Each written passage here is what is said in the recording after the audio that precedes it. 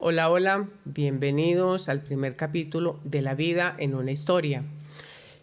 Todos tenemos, yo creo que la vida se forma de historias que superamos, a veces historias muy duras, y en este momento tenemos una gran invitada, que es escritora, actriz y que ha superado un mundo de obstáculos en su vida, dolores y tristezas que de alguna manera se han convertido en el motor y la tienen donde está.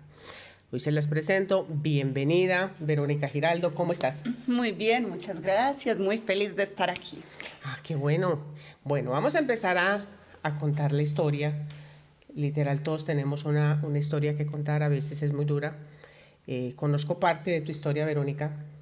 Ahora cuéntanos, ¿qué fue tu vida de niña?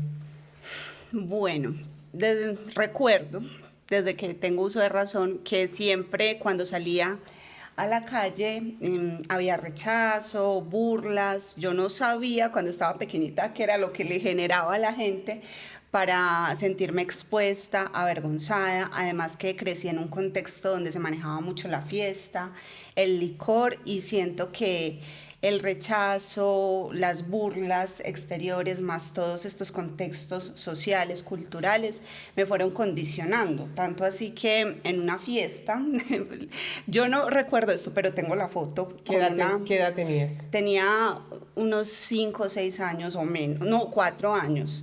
Tengo una foto. Me tomé todas las copas de licor. Lo que quedaba de Sí, la fiesta de los adultos. sí, de la fiesta de mis abuelos. Ellos estaban por allá celebrando en la Eucaristía y yo cogí y todo lo puse en una copa y me lo tomé. Y cuando los Tremenda adultos borrachera. y cuando y cuando los adultos llegaron, yo ya estaba borracha. La niña estaba La niña estaba hasta las borracha. chanclas. Sí, y eso no es normal. O sea, yo veía esa foto y a mí me generaba risa y también vergüenza, pero luego con los años me di cuenta que algo así no era normal.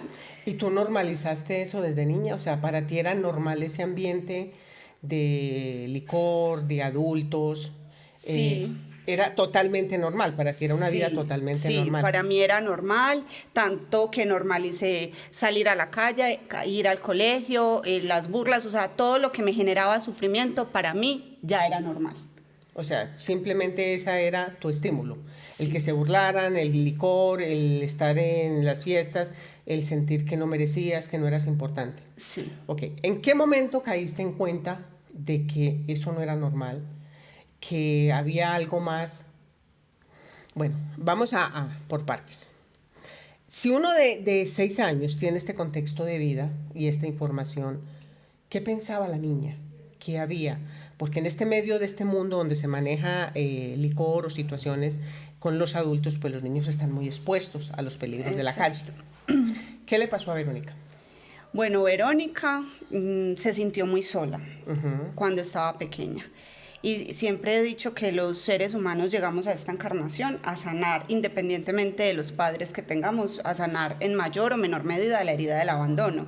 Y yo crecí sintiendo mucho esta herida del abandono. Tengo una mamá preciosa, maravillosa, que hizo lo mejor que podía con lo que tenía, pero la percepción que quedó conmigo a través del tiempo es que hubo momentos de mi historia en los que yo me sentí muy sola porque los adultos estaban viviendo situaciones que los ponían en contextos de distracción. Estaban resolviendo su vida de alguna manera. Exacto, resolviendo su vida, y tuve momentos, épocas en los que yo recuerdo que estaba muy enferma. Yo sufría de asma, incluso cuando estaba muy pequeña me hicieron como unos exámenes de sangre porque, o sea, era enfermedad tras enfermedad, entonces los médicos sospechaban que tuviera algo muy grave. Y mi mamá me llevó para donde mi abuela, entonces yo solo compartía con mi mamá los fines de semana y en semana estaba con mi abuela. Y así surgió y se fue creando entonces vacíos, carencias. ¿Qué le pasó a Verónica en ese contexto de vacío, abandono, soledad? Que es cierto lo que ella dice, pues los padres hacemos lo que podemos con lo que tenemos, y a partir de que uno se vuelve padre, pues uno ni los hijos ni uno como padre tiene un manual para entender, y uno se va formando a través de los hijos, pero también cuando ellos crecen y uno se da cuenta dónde se equivocó como padre. Y yo creo que también los hijos resienten eso porque también empiezan a sentir que o los padres no estuvieron o que de alguna manera los abandonaron. En este contexto, los niños sufren mucho de abusos de los adultos, en cualquier término. Abuso no es solo el abuso, bueno, el abuso que normalmente hacen los adultos de los niños, no lo digo porque sé que nos bloquean el podcast, pero ¿Verónica sufrió de abuso? Sí, totalmente. Y también tengo el pensamiento, y haciendo todo este proceso, cada vez siento que estoy más convencida de que hubo abuso cuando estaba muy pequeña, pero no lo recuerdo. Estas situaciones de vacío, de carencia, de soledad, me llevaron, estando muy pequeña, a buscar en hombres mayores esa figura paterna, esa figura que me amara, que me reconociera. Entonces, claro, mi mamá trabajaba, estudiaba en la noche, mi hermana también estaba con sus estudios y sus cosas, entonces yo estuve en situaciones de mucha exposición. Mucha soledad. Y sí, sin que se dieran cuenta, yo salía a la calle y como tenía tanta ansiedad, o sea, todo se me juntó, los rechazos de los vecinos en la escuela, o sea, yo no sé, sí, yo no sé qué tenía aquí en la frente que como que decía, búrlense de Verónica. Y todo el mundo hacía caso. Y sí, qué cosa tan horrible. Entonces, ¿qué sentías cuando te hacían ese bullying? ¿Cuál es la emoción que hay dentro de un niño cuando le están... ¿Qué te decían? Frentona, narizona. De hecho, apenas en este momento de mi vida, a mis 30 años, me estoy reconciliando con mi color de cabello, con mi cabello natural, alborotado, abundante, porque yo era de cabello muy largo, muy hermoso. Sí, te conocí, cuando yo te conocí. Y estaba pelinegra, sí, pero no me conoció pelicastaña. Yo era pelicastaña, pelilarga, y se burlaban de mí, me decían la caponera, me decían bruja, pero en un término peyorativo. Entonces yo fui aprendiendo que así era como uno se relacionaba, y por momentos... Y empezaste a aceptar el maltrato de alguna manera. Y también en algún momento lo hice, o sea, aceptación. Exacto, como de mí se burlaban y yo creía que eso era lo normal, en algún momento entonces yo también me burlé de otras personas, pero recuerdo que la mayoría del tiempo yo fui la que estuvo expuesta a las burlas, a la humillación, y como niña yo recuerdo que sentía mucha vergüenza, me hacía sentir, o sea, yo ya llegué al punto en el que yo me despertaba todos los días sintiendo vergüenza por vivir, vergüenza de existir, porque yo sabía lo que se me venía si yo salía a la calle. O sea, día a día era un reto para Verónica sobrevivir por salir. Las burlas, exacto, salir, exponerse, sí, por las burlas que habían a través de sus compañeros y de los todos, adultos también. De los vecinos, o sea, por donde yo salía habían burlas y eran gritos, pero así que todo el mundo se diera cuenta que se estaban burlando de Verónica. Entonces esto fue generando en mí mucha inseguridad, yo me empecé a morder mucho la boca. Recuerdo como desde los 10, 11 años, y me sacaba sangre y me hacía llagas muy profundas. Entonces, claro, la boca se me fue torciendo, fui cogiendo cierta postura, aunque era una niña muy linda, con todas estas burlas y todos estos vacíos y condicionamientos, o sea, yo fui asumiendo una postura de inseguridad, de que no era bonita, de que no era valiosa, porque así lo... De que no merecía. De que no merecía. Entonces esto hacía también que más creciera en mí esa búsqueda del masculino, porque yo salía a la calle, me mandaban a la tienda y los niños me miraban o me molestaban y yo decía, aquí hay reconocimiento. Y hasta los adultos, o sea, yo normalizaba que señores grandes estuvieran molestando a una niña de 11 años, cuando eso es... Y en tu mente había cierta aceptación.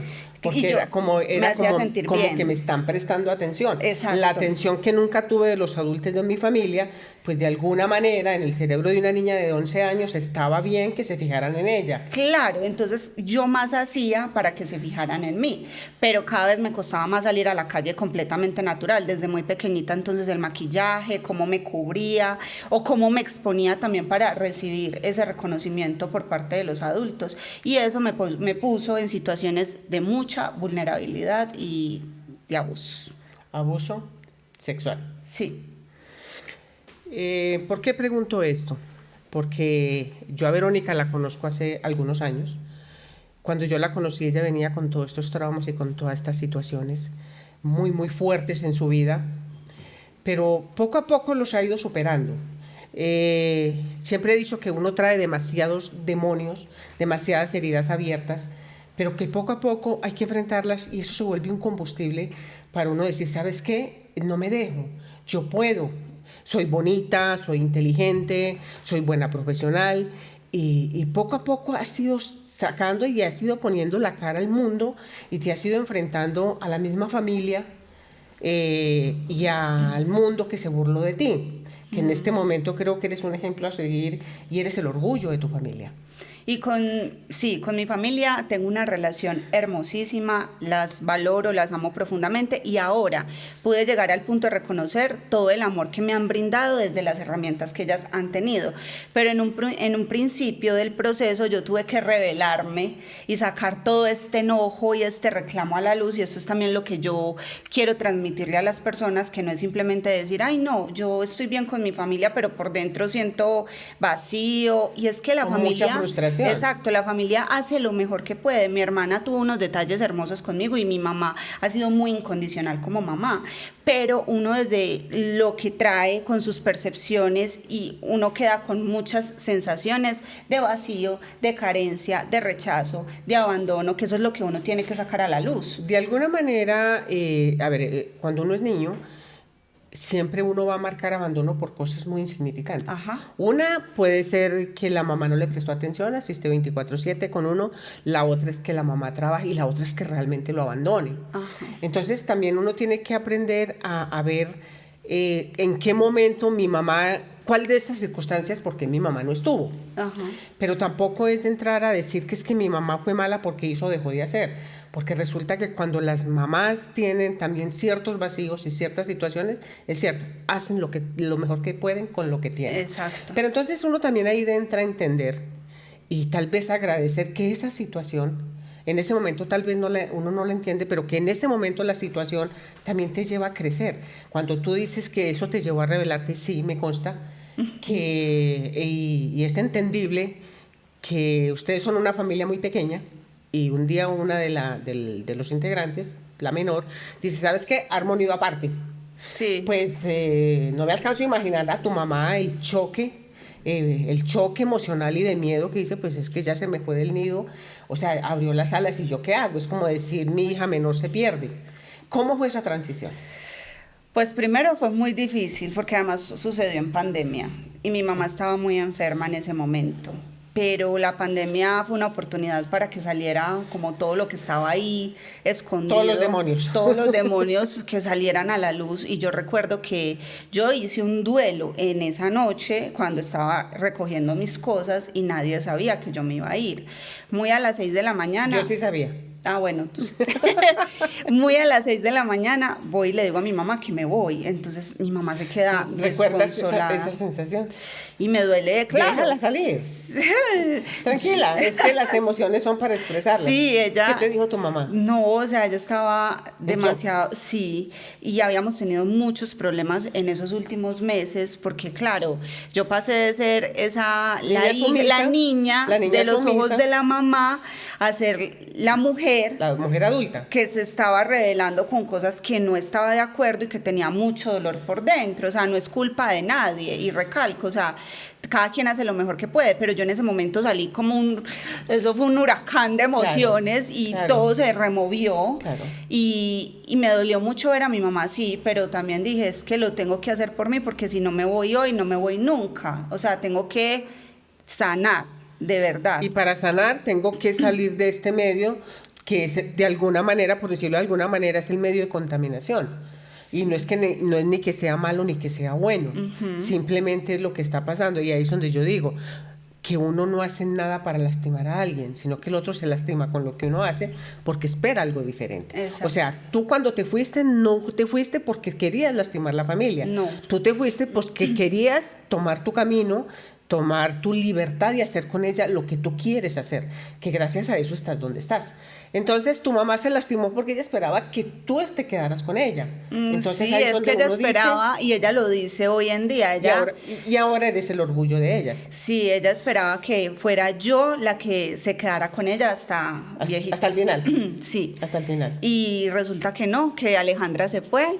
Y Alejandra ya quiere viajar, y Alejandra ya hace un montón de cosas, y no se va a quedar con la familia. Sí, la familia va a seguir ahí, vas a estar entre la familia. Entonces es como entender que, mire, ahí es donde yo digo que las cosas no son ni buenas ni malas, porque uno gestiona las situaciones que le pasan en la vida y las puede volver una fortaleza inmensa, como en tu caso. Tú pudiste quedarte en las adicciones, en la calle, y por las situaciones que te pasó, Sí. quedarte llorando en la casa. Sí, porque yo recuerdo que yo tomaba mucho licor, o sea, ¿Desde casi... qué edad empezaste a meterte tan de lleno en el licor? Sí, Sí, desde que porque tenía 13 a los años. 6 años se pegó la primer borrachera.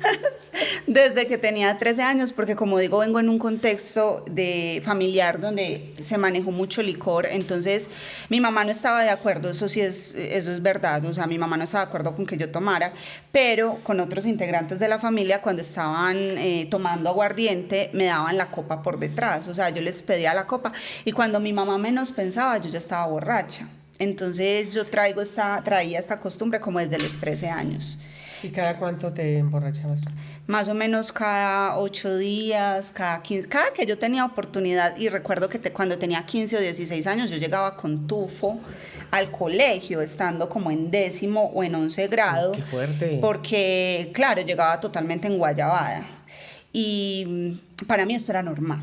Y Sí, ese era un mundo totalmente normal. yo me enlagunaba también, o sea, no siempre, pero ¿Tú no recuerdas qué hacías en medio de una borrachera?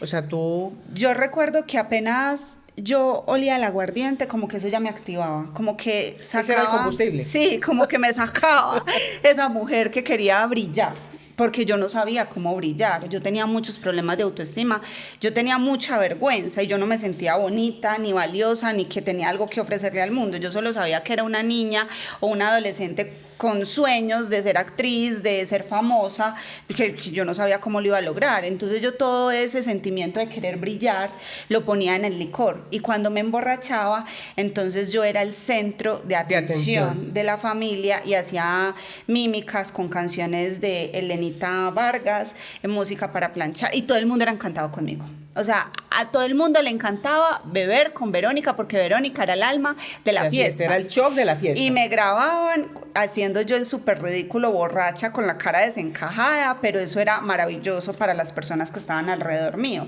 Y al otro día yo me despertaba en guayabada con depresión, llena como de remordimientos de por culpa, dentro. sintiéndose horrible, Sí, porque yo sentía que había hecho un oso y ya hasta que llegó a su punto límite cuando entré a la universidad, cuando me presenté al preparatorio, porque un fin de semana antes de comenzar el preparatorio me fui a tomar y me enlaguné. Y yo llegué a la casa y yo me empecé a golpear contra el lavamanos y hice un show ahí en la casa con mi mamá y con mi hermana. O sea, ¿por qué?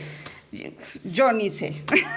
O sea, aparte era como toda la... Aparte de que venías de una borrachera hasta las chanclas, viniste a golpearte en la casa. Sí, me fui a golpear la cabeza contra el lavamanos. Como que dice, Verónica, despierte, mija. Y lo único que me calmó fue a mi hermana mi hermana diciéndome, o se calma o la grabo y la pongo en las redes sociales. O sea, yo ahí... O sea, fíjate que todo era con amenazas. O sea, o te calmas o te exhibo. Sí, entonces ya me acosté a dormir. Y ellas no me hablaron durante 1 o 2 semanas y así fue como empezó mi carrera universitaria. Hágame el favor. ¿En qué momento Verónica se dio cuenta que esa vida no estaba bien, que estaba sufriendo, que estaba en un hueco y que, mejor dicho, en qué momento Verónica tocó fondo? Cuando entré a la universidad, bueno, desde los 17 años me diagnosticaron con endometriosis. Siendo una niña. Sí, y tenía muchos problemas físicos, estaba muy enferma, pero yo descubrí que a mí me gustaba estar enferma. Porque porque la familia estaba pendiente de ella. De mí, exacto. Y entro a la universidad y en 5º semestre me empiezo a hacer preguntas por la conexión con mi energía femenina, porque ya había pasado por una cirugía de endometriosis, estaba en una relación muy tormentosa, que ya soy... ¿Qué es una relación tormentosa? Que ya soy consciente que yo creé estar ahí también, o sea, no lo estoy poniendo a él como el victimario, ni yo como víctima, porque yo sé que yo creé esa realidad, pero fue hasta tal punto en el que me dejaba los brazos llenos de morados y yo maltrato físico. Ajá, y yo lo justificaba porque yo entraba en unas crisis de ira, entonces él me cogía como para controlarme y yo le decía, sí, contrólame. Y contrólame era casi que a las malas, o sea, Casi. literal te tenía a las malas. Y luego yo tapaba esos morados para que mi familia no viera esos morados, ni mis amigos, o sea, yo justificaba eso. Y yo también fui muy reactiva dentro de ese vínculo, o sea, para yo haber conectado con un vínculo así, tenía que ser que yo tenía mucho miedo también y mucho vacío. Mucha soledad. Exacto, mucho Digamos vacío. que desde niña la información que trae es eso, de bullying, maltrato, burlas. Y Entonces, abusos. Y era un abuso tras otro abuso, tras otro abuso. Tú tienes una historia muy marcada de alguien que siendo muy niña te abusó. ¿Nos puedes contar la historia del zapatero? Sí, claro. Ya es muy bueno sentir que lo puedo hablar tranquilamente porque Ajá. por años me generó mucha vergüenza. No me atreví a hablar de esto porque sentía que me iban a sentenciar. Yo me sentía como la que lo había ocasionado. ¿Te sentías la culpable de haber ocasionado esta situación? Yo tenía unos 13 años y yo vivía con mi mamá y con mi hermana en una cuadra donde pues los muchachos me molestaban mucho y yo salía buscando esa atención. Ajá. Y en una de esas me enamoré, me encapriché de un hombre mayor que yo. ¿Qué edad tenía? Él tenía 30 años en ese momento. Y tú tenías 13. Y él tenía familia. Pero como yo tenía tanto vacío y tanta ansiedad, y cualquiera que a mí me miraba, es que literal Estaba bien. Era para mí, Era ay, soy atención, bonita. era atención, exactamente, Exacto. era atención. Entonces me encapriché con él y una persona, una mujer mayor, se dio cuenta porque ella vendía helados en esa misma cuadra. Y esa mujer empezó a envolverme en todo un juego de manipulación diciéndome que la esposa a él lo tenía embrujado, que el amor entre él y yo era real, que ese hombre estaba enamorado de mí, pero que ella tenía que romper esos trabajos de brujería. Y un montillo, sí, y yo le creía, y yo sí, es verdad, él está enamorado de mí. O sea, uno tan inocente. Buscando esa aprobación y buscando ese afecto. Entonces, hagamos un paréntesis aquí. ¿Tú crees que eso es real?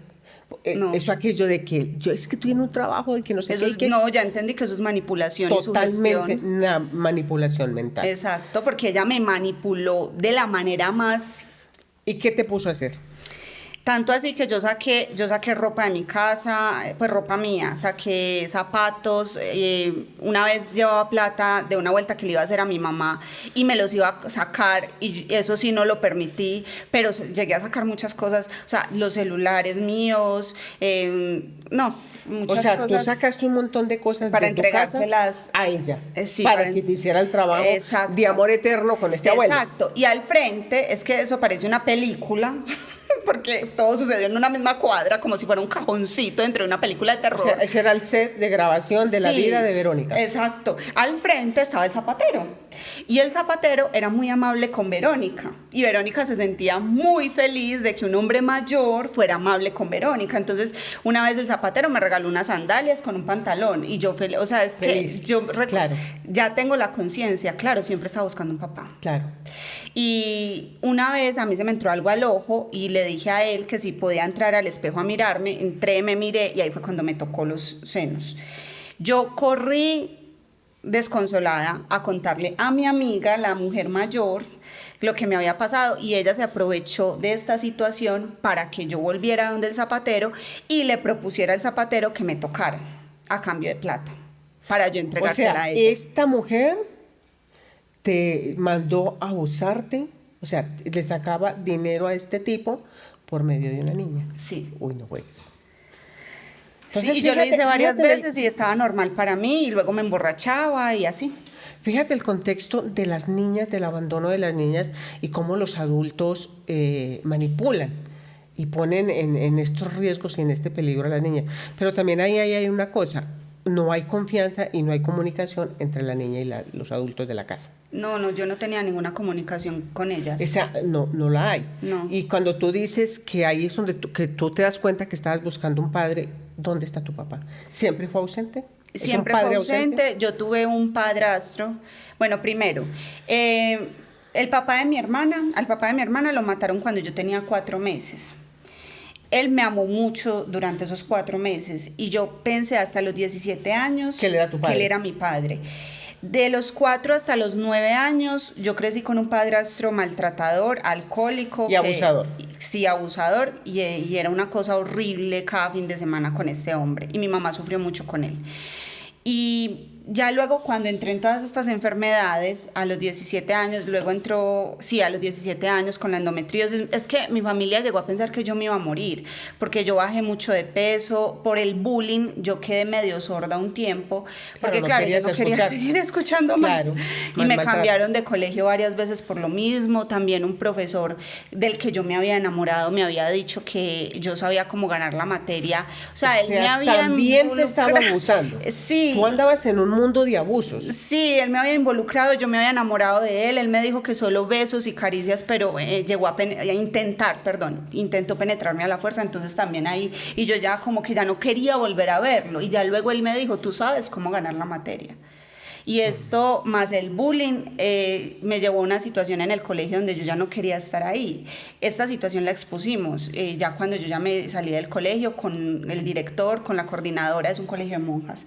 Para acabar de ajustar. Pero no pasó nada. A ver cómo nos queda eso de los colegios de monjas, de curas. No hubo justicia, o sea, no la hay, porque esto siempre lo van a cubrir, lo van a tapar. Exacto, no ocurrió nada con esa situación. Entonces, a los 17 años, cuando ya tengo estos problemas, ya mi mamá, al ver que yo estaba tan enferma, ella decide contarme que mi papá no era él. No era el papá de mi hermana, sino otra persona, sino que le habían prometido al papá de mi hermana. Que nunca te iban a decir. Que nunca me iban a decir, porque él me amó como si yo fuera su hija, era como un trato.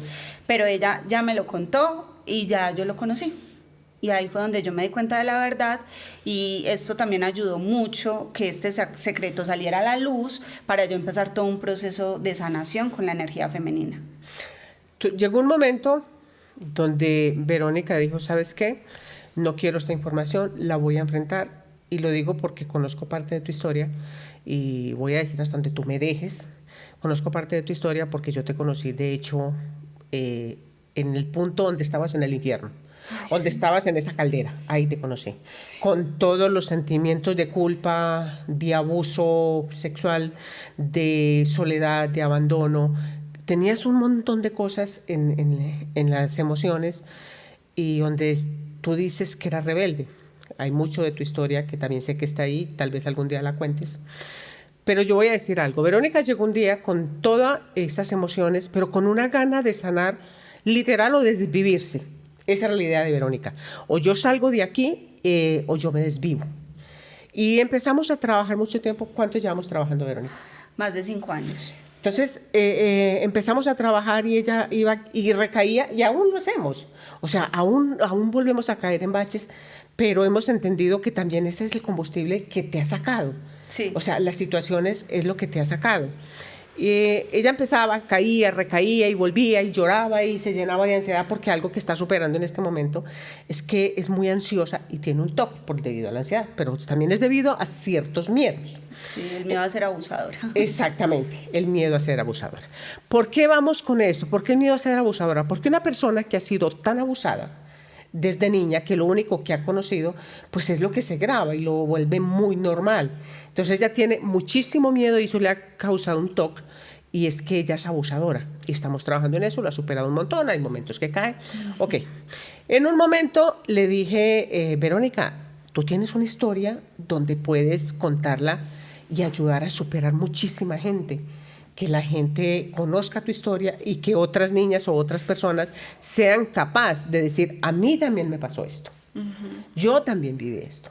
¿En qué momento tú dijiste, ok, yo tengo una historia y voy a, bueno, empezando porque es una buena escritora, es una buena actriz y ella es una gran profesional, y de esta historia tan dolorosa, yo alguna vez la había contado en uno de mis live, que había una niña, nunca he dicho los nombres, pero aquí se las presento, ella se llama Verónica Giraldo, que había una niña con la que veníamos trabajando que su historia la había convertido en un libro, pues ella es. ¿Y en qué momento tú dijiste, soltaste los miedos? Porque lo que tú cuentas en tu libro, que está aquí, lo que tú cuentas en tu libro es tu historia de vida, que también sé que le falta un pedazo grande porque hay parte de tu vida que aún no te atreves, pero que yo creo que va a salir en el segundo libro. Pero ya lo estoy hablando, ya sí. Sé, porque me daba mucho miedo hablar sobre decir que tengo miedo a ser abusadora. Exactamente. O sea, todavía hay mucha vergüenza que estoy sacando de mi ser. Pero tienes una capacidad de hablar y de darte cuenta que todo los temores que tú tienes es lo que has vivido. Sí. ¿En qué momento Verónica dijo, sabes qué? cojo un lápiz y empiezo, o cojo mi computador y empiezo a contar mi historia, caiga quien caiga.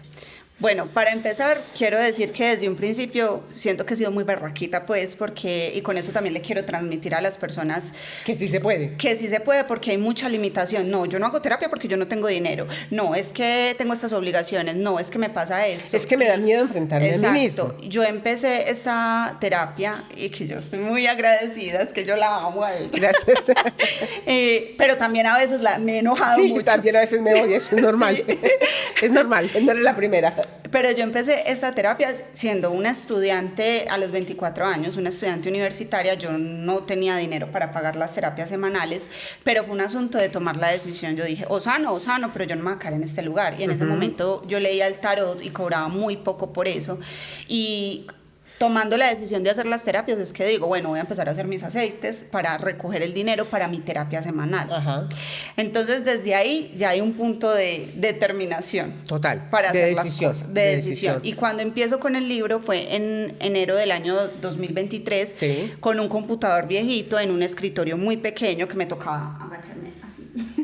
Y yo me levantaba a las 5 de la mañana con la determinación. Yo me bañaba con agua fría en San Antonio de Prado porque yo decía, yo me voy a comer el mundo. Si yo soy capaz de bañarme con agua fría, yo soy capaz de escribir un libro. Entonces me sentaba a escribir y a los meses fue que pude conseguir mi computador portátil. Yo no sabía cómo iba a lanzar este libro, tenía mucho miedo y yo, y si lo escribo y nadie me quiere leer, y ahora solo tengo 20 copias de la primera edición. De la primera edición que ya tengo, pues son las últimas de este primer lanzamiento. Que y aparte ya lo tiene en Amazon. Sí, o sea, lo ya lo pueden, ya lo publicaba en Amazon, que es esta presentación. Que también va a cambiar la portada otra vez, porque estoy en transformación. Sí, ella se está volviendo muy diva todos los días, entonces todos los días le va a cambiar la portada al libro, así que acostúmbrese, la historia es la misma, pero es que ella es muy diva. O sea, quiero que se refleje cada vez más ese cambio.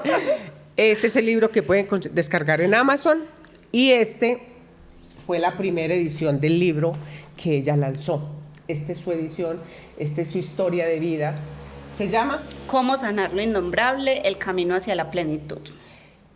¿Por qué ella puso ese nombre? Porque realmente es muy difícil uno sacar a la vida, a la luz, la vida privada, donde ha sido tan maltratada, tan abusada por los adultos.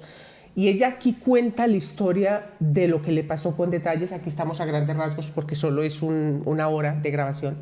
Lo que le pasó con detalle, ella lo cuenta aquí. Aunque le falta la mitad de la historia, porque yo conozco la historia de Verónica. Y la otra ya parte... voy a escribir el segundo libro. Ya empecé con el segundo libro. En el segundo libro creo que va a tocar muchas emociones fuertes de personas muy cercanas a ti. Y eso es lo que ella ha tenido mucho miedo también de soltar y yo la entiendo. Yo la entiendo porque, bueno, pero es parte de su historia y ayer que hablábamos, yo le decía, pues, sácalo porque gracias a esas situaciones, pues también es el combustible que te tiene donde estás. Entonces, las personas que quieran el libro físico es este, el que lo quieran digital es este. Es una historia que también a partir de esto, también tienes una historia con una persona.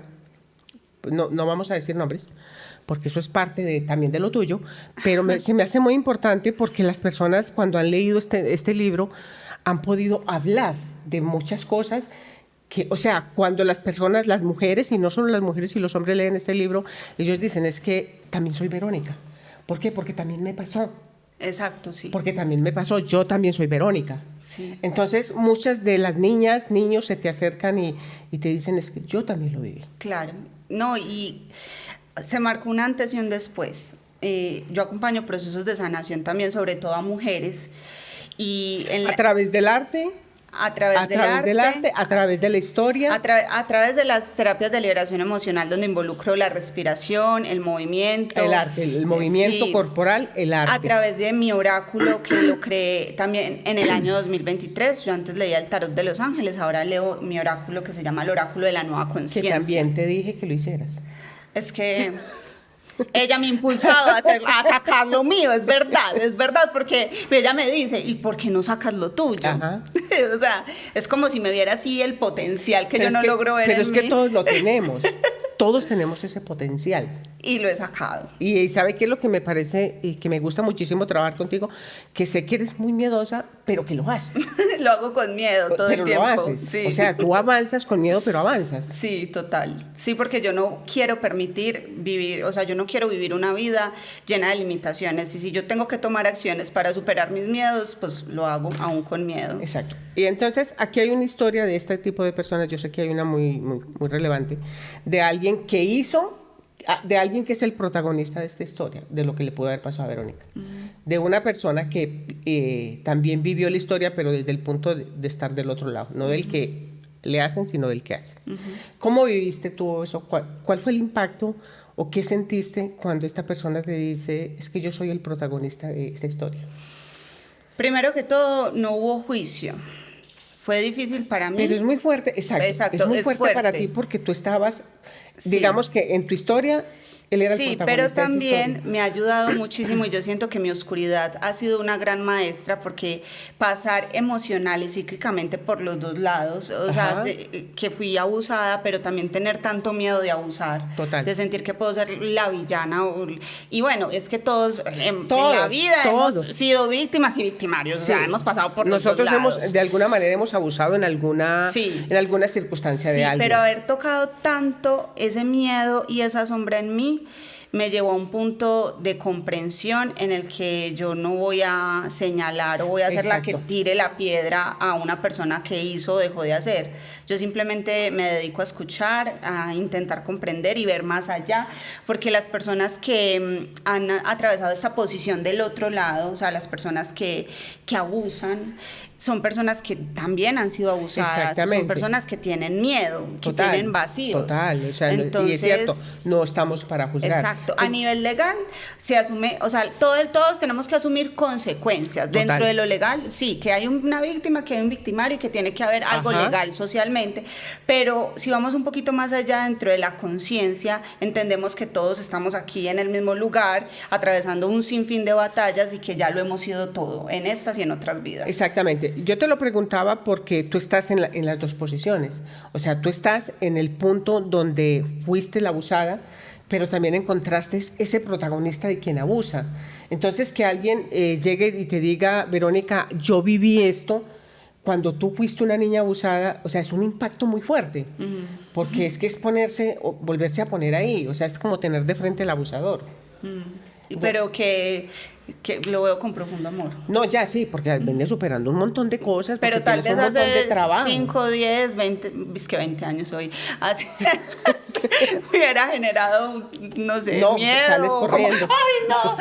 Y así es como están las masas, así es como está la humanidad, como este es el bueno, este es el malo. Exacto, estamos totalmente polarizados. Exacto, o sea, entre bueno y malo. Y es cierto lo que tú dices, una persona que hace esto es porque viene también de un abuso. Y no estamos para juzgar a cada quien, digamos que la justicia universal o humana, pues le irá a llegar. Pero entonces, ¿hacia dónde va Verónica? A grandes rasgos, ¿cuál es la proyección de Verónica? Verónica ama hablarle a los grupos. Verónica ahora acompaña procesos de sanación 1 a 1, pero ya está construyendo desde el año pasado comunidad, con membresía VIP también, donde hacemos talleres grupales, haciendo contenido en YouTube, porque lo que más me apasiona a mí en la vida es crear, hablarle a los grupos, viajar y escribir libros, que ahora estoy con el segundo libro, eso es lo que más amo, ahora estoy viviendo sola, me sigo reencontrando, revolcándome con hambrita. Eso sonó muy raro, o sea, sí, revolcándome emocionalmente. Sí, eso sonó demasiado raro. Yo cuando que no me di cuenta. Emocionalmente. O sea, yo le pago a Ambrita para que me cachetee. No te preocupes, eso está bien. Y de hecho, todos tenemos cosas por sanar en la vida y todos los días estamos librando una batalla, vivimos en una guerra, algún día la superaremos, pero por ahora es un día a día y es una batalla. Las personas que quieran su libro en Amazon, ¿y dónde te pueden localizar para libro físico? En Instagram, veronica.alejandra.giraldo, y yo los estoy vendiendo directamente. Tú le recomiendas, tú le dices a una persona que va a ver este podcast y que está pasando por muchas dificultades económicas, problemas emocionales, tú le recomiendas que vale la pena superarse, que vale la pena intentar escucharse y buscar ayuda? Total, eso es lo que siempre hago. O sea, si cada ser humano se encargara de vivir su propio proceso de confrontación, esta humanidad sería mucho mejor, porque es que las guerras y las separaciones existen como producto de nuestras propias guerras internas. De nuestra Entonces, inconsciencia. la herida del padre, vamos y la queremos desfogar socialmente. Y si todos nos encargáramos de hacer un proceso interno, este mundo sería mucho mejor. Muchísimo mejor. Y lamentablemente estamos en un mundo donde a las personas les da mucho miedo confrontarse. Me pasa con mi libro que hay personas que se quedan en el segundo capítulo, o sea, no avanzan porque se sienten confrontadas y Claro. yo todavía me cuestiono, pero ¿por qué hay tanto miedo a la confrontación? Sí, lo que hay después de la confrontación es la liberación. Total. Y yo por eso quiero confrontarme lo más que pueda, Sí, porque me consta, esa parte me consta. Pero también es cierto lo que dices, si uno se queda parado en la puerta de su infierno, de ahí no se va a mover. ¿Por qué? Porque es su miedo, porque no lo va a dejar pasar. Y pasa también mucho en terapia, cuando tú dices que se queda en el primer capítulo, claro, porque sus miedos salen, porque los confronta, también me pasa en terapia, y en terapia es que una terapia y dicen, sabes que esto es mucho voltaje para mí, no puedo.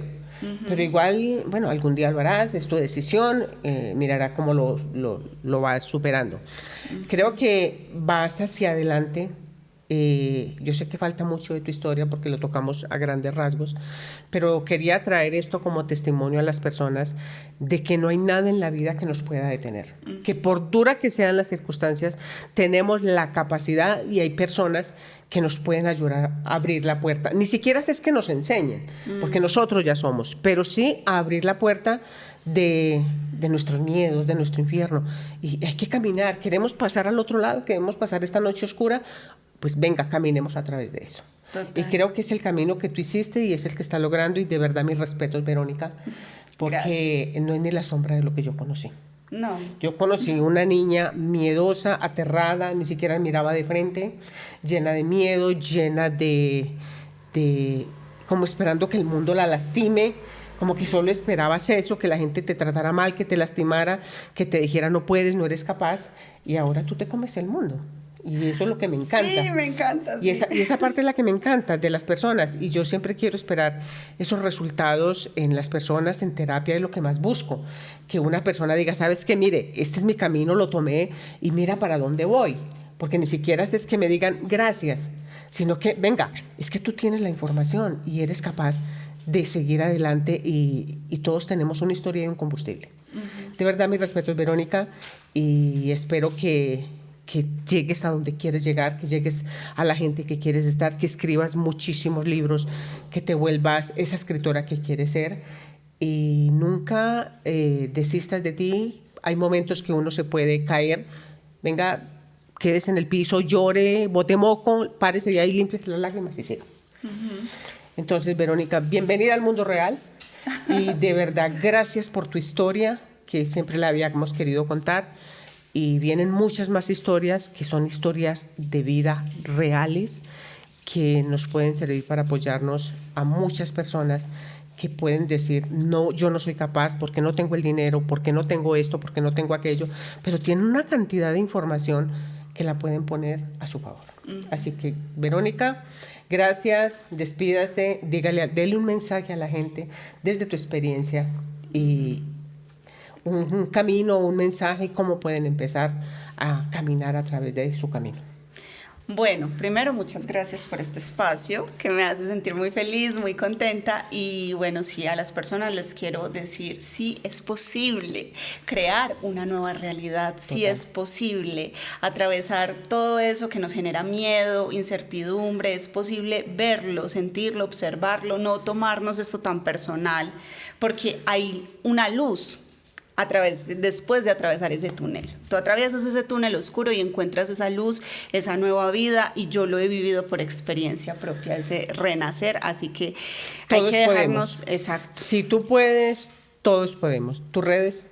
Verónica.alejandra.giraldo en Instagram y Verónica Sanar para Brillar en YouTube.